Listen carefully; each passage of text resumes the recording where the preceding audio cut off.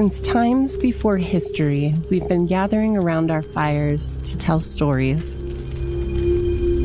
Join us as we play through multiple role-playing game systems, looking for one that's the perfect fit for our next campaign, and hopefully showing you some options that are out there for your own games. Welcome to the Fireside Stories. Hello, barbarians, and welcome back to our Fireside Story for Blackwind RPG. I'm Santiago. And I'm Rainey.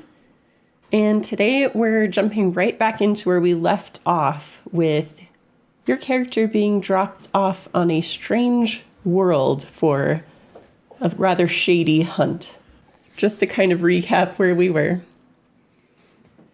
It's already late when Lenzel returns to the school. He's accompanied by a noble with fine facial features that betray a dissolute life. You catch bits and pieces of their conversation.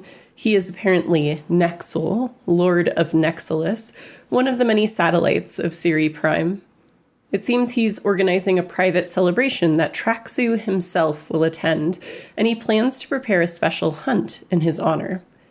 Lenzel initially laughs. He says that his gladiators are too precious to be butchered like animals, not to mention that such a fight would not earn them any rings.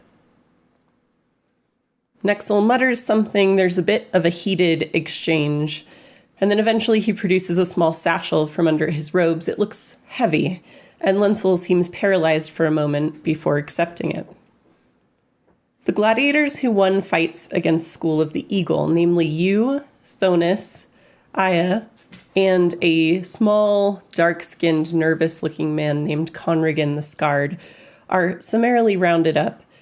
Markleys is protesting heatedly the whole time, and you can see Madeline, who's watching from the shade of the galleries, shaking her head and leaving in a hurry. You're led to a small hover ship, waiting just outside the school, and the next hour is spent in dour silence, broken only by the low droning of the propeller. You land in the middle of nowhere on a small platform surrounded by thick forest, and you are equipped with your customary blades and spears by a concerned Vitor, and then the ship takes off again, leaving you alone in the darkness. You can hear a horn echoing up ahead, signaling the beginning of the hunt. I will tell you your objective for this section is simply to survive. And as your eyes adjust, you do see your fellow gladiators of the Falcon looking around through the dark trees surrounding the platform. You can vaguely see lights from at least one other departing ship not too far away. It's likely you just finished dropping off a similar group of gladiators to be hunted. And the sounds of hunting horns and the clang of weapons can be very vaguely heard from that direction. So you think you have a limited amount of time to determine your plan. Okay, so there's no time here. Time is a factor. First off, did we all overhear the exchange between Lenzel and Nexel? Yeah, I mean, it basically happened out in the practice yard. Okay, so we know what's going on and what's at stake here. Right. All of us, yes. Not just me. Okay. So I feel like we should all be on the same page. Right, with the basics of what's happening. Okay. And we're all kind of standing in a little group right now? Right, you're still on the platform currently. Okay. And the terrain, what are we looking at here terrain-wise? As far as you're able to see in the dark environment, it is a densely forested area. Okay. Well, like pine trees or more like oaks and shit like that? I would say it's probably a mixed forest. But I would say, I mean, it's hard to put it into terms that make sense on Earth. Mm-hmm. But they are tall, thick trees. Some of them have kind of a shaggy-looking bark.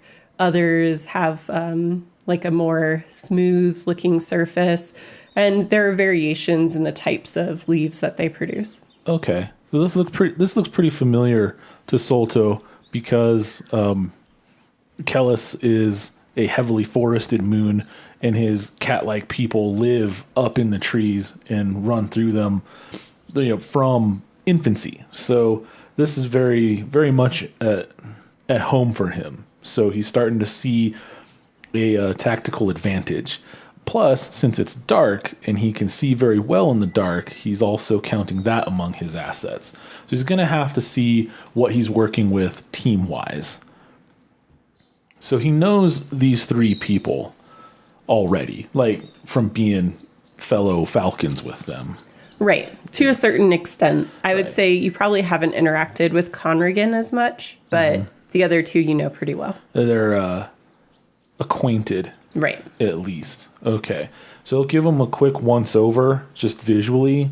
So he fought with Thonus already. Yes. So he remembers that Thonus throws little, like, dart-like daggers, like kunai almost. His main weapon is like a dart on a chain. Right, fine chain as well. Okay.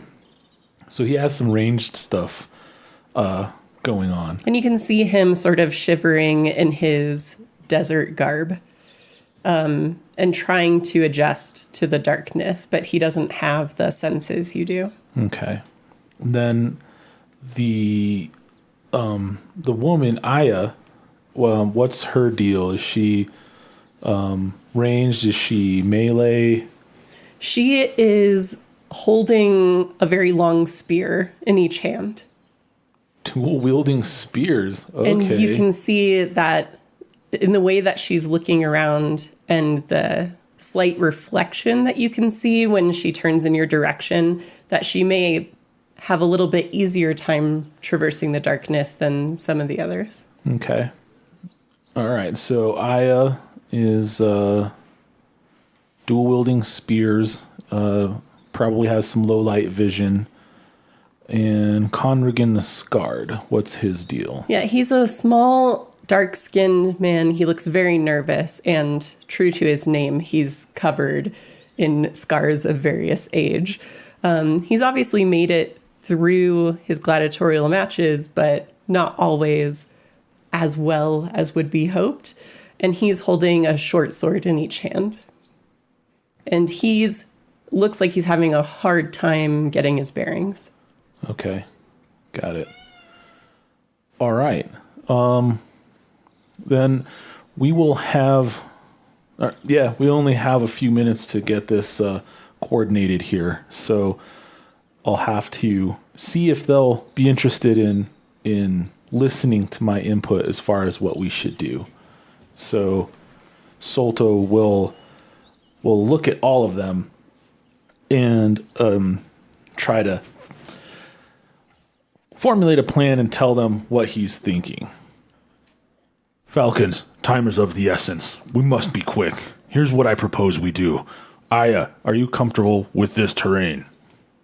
Yes, the place I am from is quite wild. This should be fine. As is my home. I think we should move quickly to strike first at our hunters and make them become the hunted. We should be able to do so with these two following behind as they can towards the sound of battle. As the hunters are drawn towards them, we should ambush them from the shadows. I prefer this plan to waiting to die. Indeed. And what of you two?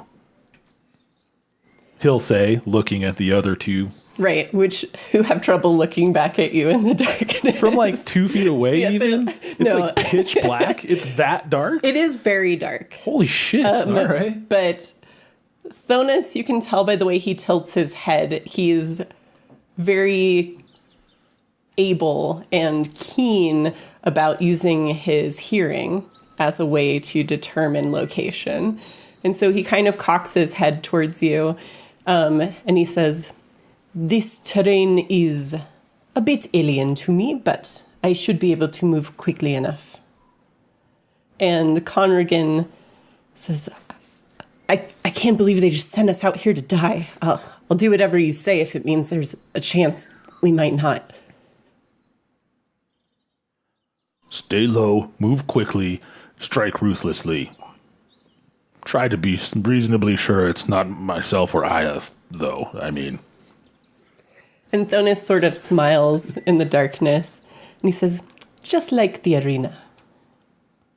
Much like the arena, it's just another fight, Conrigan.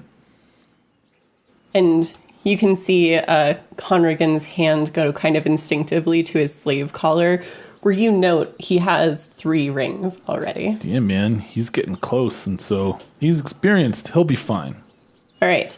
So your group is determined to move towards the sounds of very distant sounds of combat. How would you like to do that? I'm going to fly through the trees, and by fly, I don't mean fly. I just mean gymnastics, uneven bars style, where you just kind of ninja run anime style through the trees, because that's what he's been doing back home since he was a wee kit. Right. I assume is going to stick to the ground, but I mean, I'm not driving her, so I don't know. So why don't you go ahead and make a roll to determine your ability to traverse this terrain? Can do. This is going to be an on-roll roll. Yep. 4. All right. So not as graceful as you'd hope, but quite deftly, you are moving through the trees well above the ground, which gives you a decent vantage point for seeing what lies up ahead. And you can see below you Aya kind of leaping and moving very sure-footedly through the underbrush, occasionally kicking off of a tree and things like that. Like, she's quite fast for her size and very sure of herself in this terrain. So I don't recall if you described her already. Forgive me, I'm sorry, but I don't recall what Aya looks like, actually. So she's a very tall woman, she's not super huge, but she's definitely broadly built, and she has red hair and red eyes.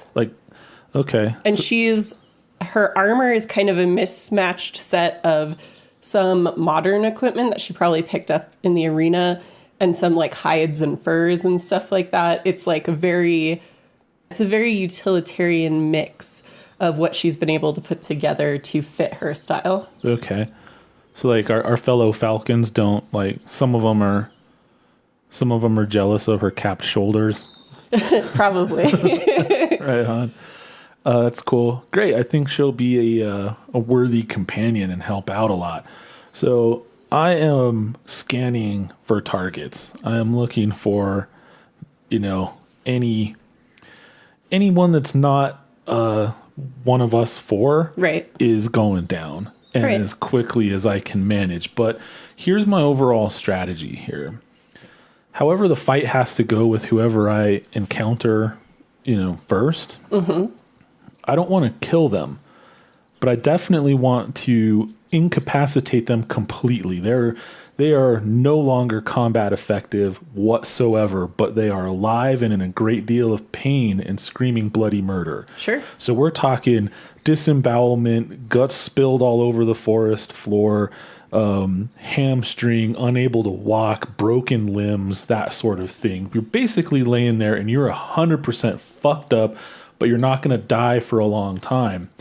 And you're really, really suffering. And the reason is the psychological aspect of this. To turn this in our favor, we have to use every bit of advantage that we can possibly muster. Okay. Yeah, that totally makes sense. Why don't you go ahead and give me a roll to see if you can detect someone nearby? All right. 1. All right. So you watch the slower 2 of your group of 4 still making their way through the brush pretty effectively.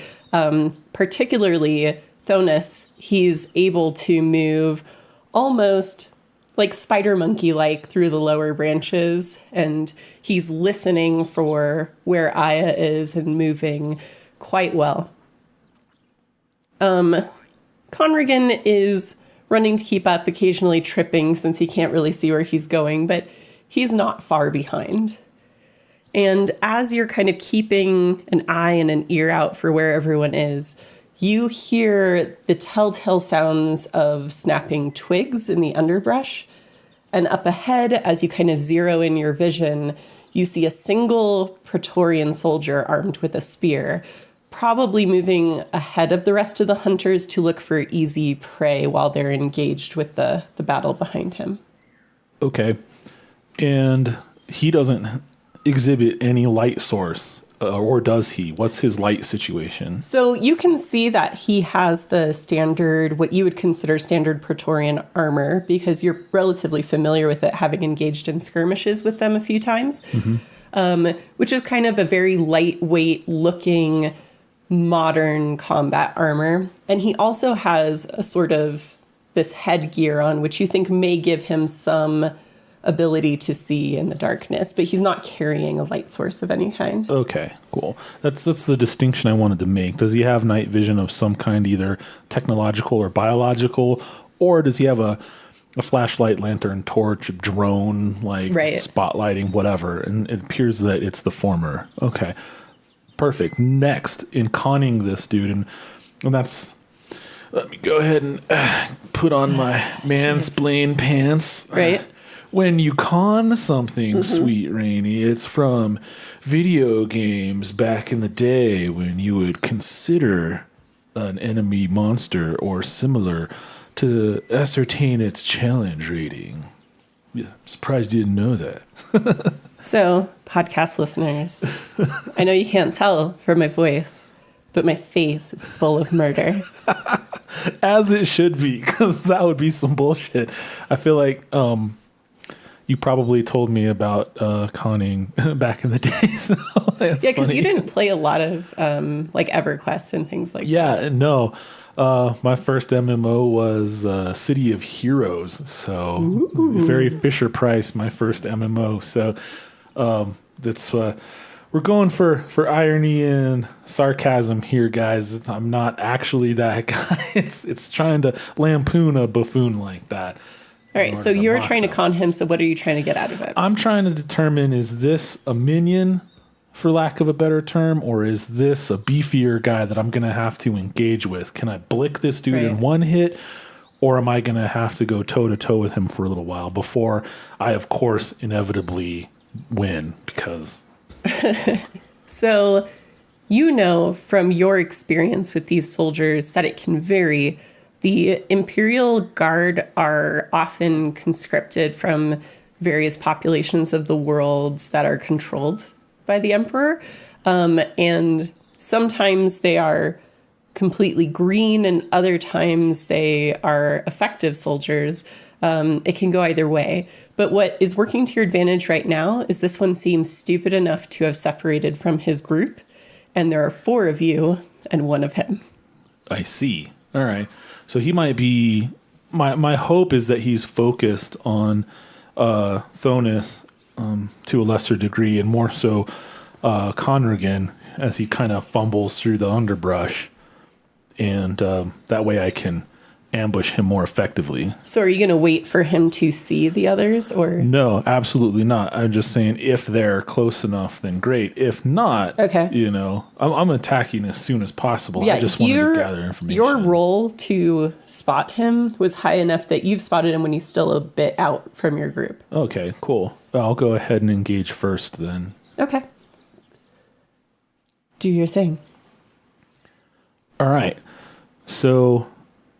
I would like to get closer, close the distance a little bit, and from a high vantage point on one of the sturdy limbs, do that Batman-style raptor perch that looks so awesome when you're up in a tree looking down at an enemy. Mm-hmm. And then instead of jumping onto, like, you know, the shoulders or back or something like that like you usually see, it would be more of a leap into a tuck and roll, very low and quiet behind him. Okay. And look for a weak point in the armor at the back of the leg, where the hamstrings right above the back of the knee connect, and slash through that with my dagger to try to sever those tendons and disable that leg, and prepare for my next strike as well. All right, make your roll. 2. All right. So leaping down almost silently, You're able to kind of land behind him and dig your blade into that spot at the knee joint where you know there's no armor to allow for movement. And he cries out in alarm and pain, obviously. All right. And then Aya moves in, hearing the cry, and she runs in swiftly. And seeing that you have him kind of where he has like one leg kind of bent, he's twisted in pain and alarm. You see as she runs forward, she throws one of the spears to the other hand. So she's gripping two spears in one hand. And she runs up, wrenches his spear from him and sinks it into his shoulder, kind of pinning him to the ground with his like leg behind him. He's like folded in half, basically. Oh, wow. Ouch. And she looks up at you and she says, "Are we finishing him or what is the plan?" No, we need to leave them alive, but 100% incapacitated, screaming in pain to give us a psychological edge. I see, as she like twists the spear in his shoulder. She's like, "I can hear more not far from us." All right. Sounds good. I wonder if this guy is defeated enough. I think I'll actually, I mean, if he's defeated, like, pinned, yes, like he can't fight back or whatever, then cool. I'll remove his helmet. Okay. Right, and see if I can, I don't know if Conrigan is close enough behind us. Yeah, so as you and Aya are like discussing and you're like removing the dude's helmet and he's like screaming as you're like pulling his armor off, basically. Good. Like Thonus is already there kind of standing to the side and Conrigan runs up, like gripping his short swords. He's like, well, only one of them. There will be more. This is just the beginning. Take this. Perhaps you can turn it to your advantage. Now make sure and put the helmet firmly in his hands. Because to me, I want to toss it to him. Because he's just there. But I feel like from his perspective, like this helmet comes flying out of the darkness and smashes him in the face. He gets knocked out. Right. No, so when you say take this, you see him kind of like flip his short swords into scabbards at his side. And he puts his hands out in front of him, like expecting something. Cool. And you like put the helmet, the headgear into his hands, and he's like, I see. And like puts it on. He's like, oh, no, this is much better. Nice. All right. So I need you to make another roll to see what you might perceive, especially over the sounds of the screaming of your downed foe. Okay. So is this going to be an off roll? No. You're still, roll? Yeah. I thought, but, I You're always still using your sure. tactical perception. Right. Okay, cool. Just making sure we're on the same page here. I don't want to cheat. 3. Okay. So as, Conrigan gets his headgear on correctly and activated, and you're all sort of waiting there around the downed Praetorian, you hear the sounds of, it sounds like more than one more approaching in your direction, kind of following the sounds of these cries through the trees. Okay. I'm going to very quickly strip away the chest plate of this dude's armor or what have you. Sure. And just give him just a quick chunk with the spike side of the tomahawk right in the guts. And then dash off into the woods, back up into the trees after this next target. After giving a significant look like, let's do this. Okay. So your goal is to get to them before they reach this location. Yeah. Okay. Pick them off one by one or engage them early. Harry them as they approach. All right. The sounds of combat get closer and closer as you go in this direction. And hopefully this guy is just, the guy we just left is screaming bloody murder. Oh, yeah. He's and not able sobbing to continue. and stuff like that. I mean, that is very rude. Blind, badly wounded, and out in the woods. Yeah, he's in a bad way. But hopefully, if he is a really good soldier, maybe he would grit his teeth and bear it, I guess. But all right, so everyone speaks pain. I won't make you roll this time because this group looks a little bit different. You see 2 Praetorians. Each of them have a sword in one hand and a glowing rod in the other to light their way through the forest. Okay. And they are moving pretty much in a beeline towards the sound of their fallen friend. Nice. Okay. So, is it attack time? If you'd like it to be. Okay. So my tactic for these 2 is going to be a little different. I need to line up a really good angle, build up a really nice head of steam, and then just unleash a flying I guess there's no such thing. There's this flying WWE style donkey kick right into the back or chest or side or whatever of one of the guys, such that he is aimed to fly directly into his homeboy. Okay. I'll definitely increase the difficulty on that a little bit. Okay. To match. But go ahead. All right, let's see what happens. I feel like if I miss, I can still land gracefully, so we'll see what happens. 4. All right. So you're definitely able to kick one of them, but not to the effect that you were hoping for. But you do kind of fly down through the trees, knocking into one of the Praetorians who kind of goes sprawling into the underbrush in this area. The light rod flies from his hand, and the other one looks towards him startled. Okay. So because of physics and stuff like that, like I would be flying this way, he would be this way, my mass would hit his, he would go flying this way, I would go flying the opposite way. Yeah. So I'd have to turn that into a nice little flip and 4-point slide in the dirt, crouch kind of landing, Tarzan style. That's definitely doable. From the animated version. It was surprisingly dark for a kid's cartoon, by the way. That's for another time. Okay. Yeah, so you are, you're easily able to kick down one of the Praetorians, make a landing a few feet away from both of them. So it's basically you facing both of them kind of at the head of you. And let's see here.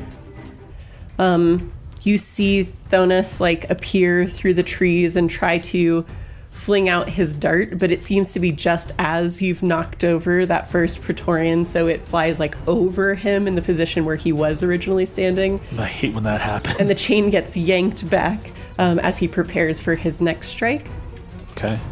All right, and Aya kind of leaps in following your lead with one of her spears primed in her hand and kind of just crouch lands on top of the fallen Praetorian soldier with her spear plunging into the plate armor of his chest, going through it, because that little point, that's what it's for, and she drives it into the ground, screaming her rage-filled scream.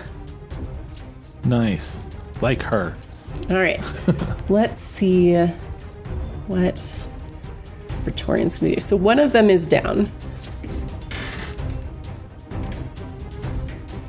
The other recovers his senses but is unable to make a solid swing at anyone at this point. He kind of threatens. He brandishes his weapon, but seems unsure of who to strike at first. Conrigan, bolstered by his new ability to see, is unprepared for how to adjust when there's a bright light ahead of you. And so it kind of dazes him momentarily as he just rushes in, and this glow rod kind of makes the little internal screens in his headgear go bright white. And he swings wildly with his swords, which the Praetorian is able to use as an opportunity to get his sword inside as well. And he slashes across Conrigan's already scarred chest. Aww. And Conrigan cries out and stumbles back a bit, but he is still on his feet. What would you like to do? All right. So the back end of the blade of my tomahawk / axe is balanced by a pretty heavy 3-dimensional spike that has a little bit of a curve to it and a chisel point. It's basically specifically designed to puncture through armor. Right. So we're going to take his distraction, the Praetorian's distraction with his attack on Conrigan. Sure. To dash in and really put just the full, you twist the ball of your foot into the ground and that torque travels up through your hips, into your back, up through your shoulder, out to the end of your arm as you just twist your whole body into focusing all the force you possibly can on that chisel tip of the spike right into the solar plexus of this Praetorian. Okay. Make your roll. All right. Here we go. 2. Yeah, so it goes just as you say, and he screams, drops what he's holding in alarm as the spike digs through his armor into his flesh and muscle beneath. And as he screams, Thonus flings out his dart, catching him right in the neck. Oh no! And then pulling it back, and he kind of falls forward off of your blade. All right, cool. Yeah, I'll give him a nice kick off of the axe to help it, not like a force kick, but like where you kind of like a push kick. Yeah, you're just clearing your weapon. yeah, exactly. Like I was in the midst of doing that already anyway, but Thonus's projectile certainly didn't hurt. Okay. And as you are fighting, the sounds of the primary hunting party grow even closer. They seem to have finished with whatever they're doing and are approaching the sound of this battle. Okay. Let me get everyone sorted. Okay. You don't really have time in this case because they've basically run to the sound of this activity to separate and strategize the way you normally have been between these fights. Okay. But what you can see as the group comes through the trees, you see the noble who talked to Lenzel, so Nexel. He's holding a spear, and he is carefully walking through the trees next to a finely dressed and armored hunter carrying a very ornate spear and a sword in either hand. This must be Traxu. Okay. Just based on the regal bearing of what he's wearing in his arms. And at a respectful but protective distance from the noble pair, there are 2 Praetorians wielding spears, and the spears themselves have glowing shafts to provide light for them. Okay. And they are guarding the flank position of the group.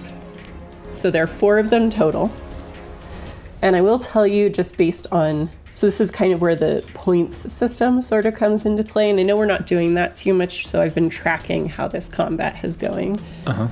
Just based on positioning, you and Aya are in a position where those flanking Praetorians are going to encounter you first. And then Thonus and Conrigan are sort of in the center of this group, and they are going to basically be the first ones that Nexel and Traxu see. Okay. Okay? So in this case, and I know this is unusual for you, Traxu will go first. Okay. All right. And so as this hunting party clears the trees, Traxu sees an easy opportunity with Conrigan sort of holding the wound on his chest. And he throws his ornate spear, which lands kind of deep in the pectoral tissue of Conrigan, a little right of center, so not anywhere immediately dire, but he's definitely in bad shape. at this point. He's been hit twice in this encounter. The noble next to him, Nexel, kind of following suit, throws his spear into the fray.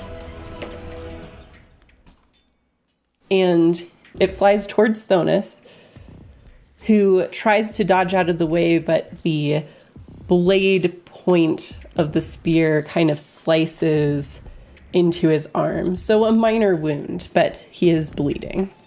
Okay. All right. And the Praetorians are taking a defensive position. They don't immediately attack. It seems that they're mostly there to protect and let the men do their hunting. What would you like to do? So they're all in a group. We're gonna have to try to take out. I want to say take out the ads first before we focus on the boss. So I have a brief moment where I think like we could throw a monkey wrench into this fight by ending it immediately. If I had a perfectly placed throw of my knife and took out Traxu, yeah. Traxu. When we take out Traxu from the jump, then the whole thing would be over. But I think better of that, and I don't want to risk it. So I think I will attack the nearest Praetorian directly instead. Okay, go ahead and make your roll. Ooh, 4. All right, so for a Praetorian, that's enough. So you leap in with your weapon and are able to dig it in again between those armored plates, and one of the spearmen Praetorians cries out in pain and kind of doubles over, but he is still standing. All right, I'll have to disengage as well. Like, if possible, the whole tactic is, smash and grab idea. That you dash in, hit, dash back out, because a pitched battle is not going to go in your favor. Okay. If possible, is the idea. No, that's fine. You rolled well enough. You can move back. It's okay. All right. And then Aya runs in to engage with the Praetorian on her side of the group. Once again, her spear goes through that armor. She doesn't look for a weak spot. She just powers through it. And so she's pushing him back into the trees, and he falls back against one of them as she's like pushing the spear forward. Okay. Okay. And Traxu will go again. Traxu strides up, all confidence, towards Conrigan and slashes out with his sword, his ornate, kind of glimmering sword. And Conrigan's kind of cry of pain is cut short, and you believe that he may have been cut down. Aw. Poor Conrigan.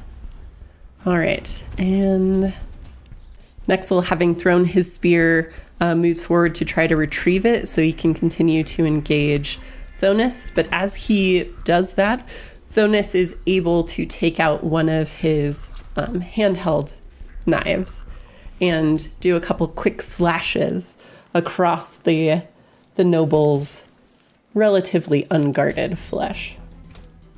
So Nexel has been wounded. Okay. So we have to dash in and see if we can finish off this Praetorian, or at least continue to damage him. And it's the same strategy: dash in, strike, dash out. But I'd like to come directly at him so Right. that he can see me coming, because my idea is I'd like to bait him into taking a swing at me that I can then counterattack, and I'd like to try to use my patented technique where I use my tomahawk to trap his arm and the dagger to disable it, and see if I can, disable that limb and also inflict some damage and pain while I'm at it. Okay. So let's see what happens. Another 4. All right. So yeah, not as... Like, you almost shake your head in disappointment at your form, but it's more than enough for the Praetorian to fall into your trap. Sloppy, but effective. Yes. Ugh, disgraceful. So he swings at you, you trap his limb. There is kind of a little bit of a pop because he overextends, and your blade finds a weak area and he falls screaming to the forest floor. Yeah, right into that nerve ganglion in the shoulder that controls the whole arm and hand and everything. Just splutch right into that and then back out. Okay. And have to spin away and back into the shadows. So I pulls the spear out of this trapped Praetorian against the tree. Like, there's tree, him, Aya. It's a bad sandwich to be in for him right now. Yeah.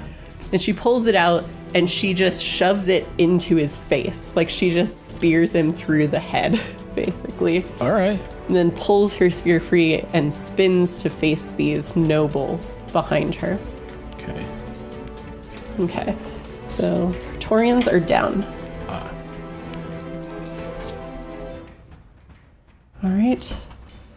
Traxu, standing over Conrigan on the forest floor, pulls out from beneath this ridiculous cape that he's wearing over his hunting armor, pulls out a laser pistol, and almost his face shows that he thinks he's doing a mercy, basically. But he pulls out the pistol and he shoots Congregan one time to make sure that he's actually down. Okay. And then kind of turns to face the rest of you. Salto can't help but grin a little bit, only because that's a waste of action, You gotta capitalize. So he's like, this coddled princeling doesn't know what he's doing. Thonus hops back nimbly away from Nexel and then throws his dart and chain, hitting him solidly in the arm and then pulling back. Nexel, still without a weapon, cries out towards Traxu and says, "Traxu, please, I've been gravely injured." All right. And it is your turn. What would you like to do? Okay. So we're going to try this again. See if maybe we can make this happen again. But instead of the WWE style donkey kick, we're going to go for the more run up and grab Nexel and try to swing him around and fling him bodily into Traxu. Okay. With the intent that they'll kind of fall into a tangle of limbs and be easier to attack that way. Sure. So here we go. 4. Dang it. So you do kind of run up and just brute force kind of fling Nexel towards Traxu. But Nexel falls heavier than you expect him to. He kind of stumbles through this throw and he just kind of falls to the ground and smashes his head on a root that's down there. And he seems to be breathing shallowly, but he's out. Okay. Okay. Aya has already turned to engage, and seeing Nexel falling to the floor here, she takes one of her spears up, the one covered in blood and gore, and throws it at Traxu as he's kind of turning from where he put Congregan out of his misery. And the spear flies like through his cloak and actually strikes him in the leg. And he cries out in alarm. All right. He's like maybe calling out for his dead ass guards. Because he hasn't even noticed that they're dead already or incapacitated. That's one hit for him. All right. He launches forward with surprising speed. It seems that, as coddled as he is used to fighting. This is something he enjoys doing. And so he rushes forward and strikes out at Aya in a rage, slashing across her torso with his sword. And she grunts in pain and takes a firm step back, but she grimaces, intent to face him. But you can see that the blood that pours over her armor in that area is significant. Ooh, okay. All right, so that. What would you like to do? So, does Traxu have a helmet of any kind or goggles or anything like that? Is he just going in bare? What's the deal? His cloak is hooded, but you don't see any obvious armor. Okay. And as far as light source is concerned, does he have one of the lighted spear shafts or? No, it was just the Praetorians who had it. And so those are now like lying on the ground. So this area, this small clearing is vaguely low lit. Okay. And he doesn't seem to have any technology to augment his vision. And I have no idea about his biology. You know? Or it could be internal technology, maybe. I don't know. Okay. All right.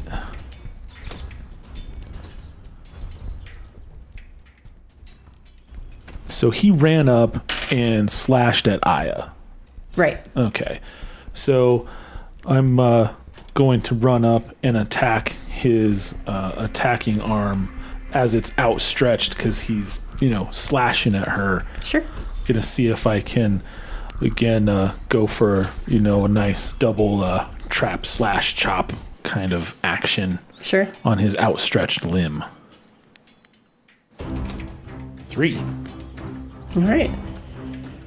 So you strike at his outstretched limb successfully. There is a deep wound there, and he drops the ornate sword. And you see him bring up that laser pistol, very unsportsmanly, ready to defend himself. And with the injured hand, he basically just slaps it against this ornate brooch that holds his cloak on. And you note that it seems to be some sort of panic button. Uh-huh. But as he does that, you notice something else. There's kind of this almost moment of silence as you watch him go to hit this alarm. And there is a sound and a flash, like a neon flash, that even to your very engineered vision, this is blinding for a moment. Oof, okay. And then there is the sound, and as your eyes adjust again, you see men spilling through the trees, running past you towards Traxu, screaming for the fall of the Emperor, the fall of his cruel son. Okay, nice. And Traxu staggers away from this whole thing, dropping his pistol, just smashing this panic button with both hands. And from out of the darkness, you see more Praetorians move in to surround him as he retreats. Traitors, you will pay for this, he screams. And there is confusion as these random soldiers just come out of the darkness and pursue him. And the sound of laser pistol fire and other various weapons sound off and get further away from you. And Aya sort of looks at you and she says, was that resistance? So, did I see any of these guys? Did I recognize them? I saw a flash. I'm kind of blinded and disoriented, and then you hear the battle cry, but I don't know that I got a good look at any of these mystery combatants. Yeah, what So- you saw of them, they didn't seem to have any specific uniform. They were all in very, like, mismatched armor, carrying, whatever various weapons they had. Okay. If I was a betting man, I would say that was indeed the resistance. All right. I'm going to have you go ahead and make an off roll. Off roll. 13. Lucky 13. All right. And so as you kind of get your bearings, Thonus sort of limps forward a bit towards you guys, like checking his wounds and everything. Eyes still bleeding pretty profusely. You almost barely notice the sound of the hovercraft behind you. Markley's running forward, his voice calling out for you for. Okay. Should probably let him know where we are. So I'll grab one of the light, the glow spears, if you will. Sure. And yell out, "Over here!" and fling it not spiraling, but spinning straight up into the air over where we are. Sure. If it gets tangled in some tree branches or whatever, great. If it falls back down, who cares? It's sort of just an impromptu flare. Sure. And after a moment, Markley's kind of crashes through the trees with a light source to locate you, looks down and sees Congregan's his corpse with a blast wound in it. And he shakes his head grimly and he says, "Come on, we need to get you all out of here." I'll nod. Slowly and look around to see if I can get a fix on that laser pistol. Yeah, I did have you roll for that already, and you were not high enough to note where it fell among the underbrush. Okay, good to know, because that would have been nice to secret way with myself. Yeah. Oh well. Sorry about that. Hey, It's dice. you try, and sometimes you win, sometimes you fail, and that's okay. Yep. And so as he leads you away, you can see his face is set in a state of deep concern. He is incredibly unhappy and a little bit scared. He leads you back to the hover ship, ushers you on board, and then is very silent, but obviously concerned as he leads you back, or as you guys fly back, really, to the relative safety of the school. The survivors, the three of you who survived this exercise, are led off the ship and into the triage room. You can see them carrying Congregan's body away in a different direction. The medical crew, along with Madeline, is there once again. Her lips are pressed tightly together. She completes her treatment of you wordlessly. She is obviously upset. And then you're led back to the common room. I see. Well, I'm not going to try and engage Madeline in conversation if she's all pissed off. Aya kind of presses at the bandages on her chest and says, "I know it has been rumored for some time, but you saw Madeline today, before we were taken and after we were returned. It is almost certain that she is helping the resistance. She must have warned them about the hunt and used it to try to assassinate him again." I was so close. I had him in my clutches and he got away. Of course, referring to Traxu. Now, wishing that I had been able to take him out and end this whole nonsense. And the rest of the gladiators kind of burst into this angry conversation, yet guarded. It's quietly angry because they don't want anyone to overhear what's happening here. Some of them seem shocked and angry that Lenzel accepted this contract to begin with. Others, particularly veterans, shake their heads. One says, "How much choice did he have if Traxu was involved? You know he wouldn't have risked it this close to the circus unless he was forced to."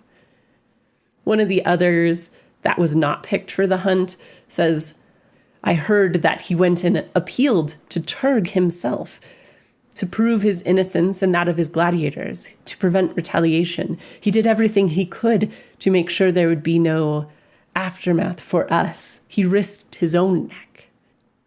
That being said, based on your interactions and what you've heard of Traxu so far, you think it's unlikely that he'll just take this all in stride. That sounds about right for Traxu. The night sort of winds down and becomes somber, and Aya speaks again. We must vow to protect our dear Madeline from Traxu's wrath. If she's found out, he may try to attack, and we must defend her. She has done so much for us. And many of the other gladiators raise their glasses with quiet calls of, for Madeline. Here, here. And yes. And I. Stuff like that. Yep. Pretty much everyone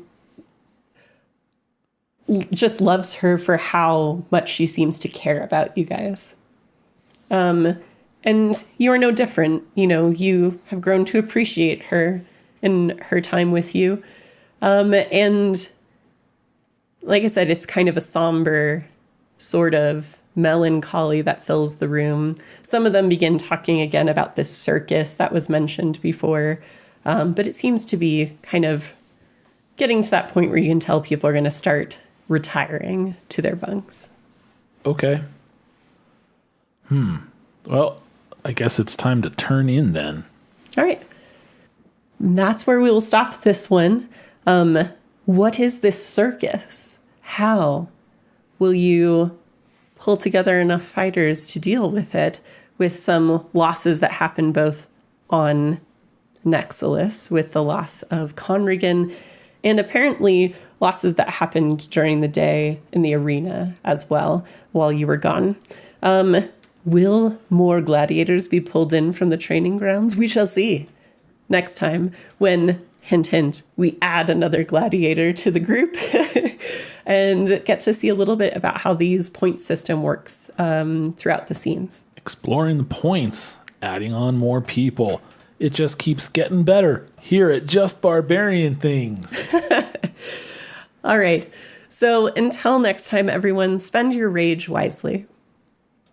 And once again, I'm Rainy. You can find me on Twitter at BarbarianRainy or check out our Patreon page at patreon.com/justbarbarianthings.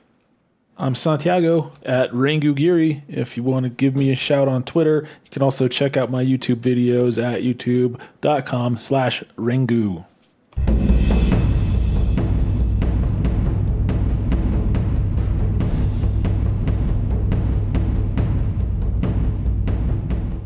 Are you two cool with this? Cool with this. God. This is a lot harder than I thought it would be. Hey, bros. Hey, bro, what do you say? Let's go crush some fucking God. I found this case of Keystone Light hidden in the bushes.